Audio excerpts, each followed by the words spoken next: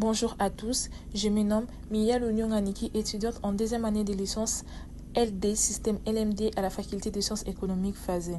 Dans le cadre du cours de gestion des ressources humaines, je vous présente brièvement le modèle de gestion des ressources humaines proposé par Nizet et Pichou. Ce modèle met en lumière le fait que les décisions en matière de GRH ne sont jamais neutres. Elles sont influencées par plusieurs logiques d'action et doivent viser une certaine cohérence à la fois en interne et avec la stratégie globale de l'entreprise.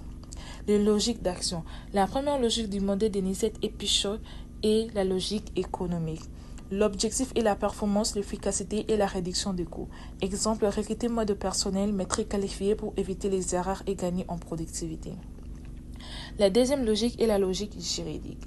Elle oblige l'entreprise à respecter les lois et conventions collectives. Exemple, respecter les délais légaux du congé maternité. La troisième logique est la logique politique. Elle concerne les rapports de pouvoir et les négociations entre les acteurs. Exemple, négociations salariales entre syndicats et direction. La quatrième logique est la logique symbolique. Elle reflète les valeurs, l'identité et l'image que l'entreprise veut projeter. Exemple, promouvoir une culture de respect ou d'innovation. Après avoir présenté les différentes logiques d'action, il s'agit maintenant de parler de cohérence à respecter dans une bonne gestion des ressources humaines. Les modèles insistent aussi sur deux types de cohérence, la cohérence interne et la cohérence externe. Commençons par la cohérence interne. La cohérence interne, c'est l'harmonisation entre les différentes pratiques ressources humaines.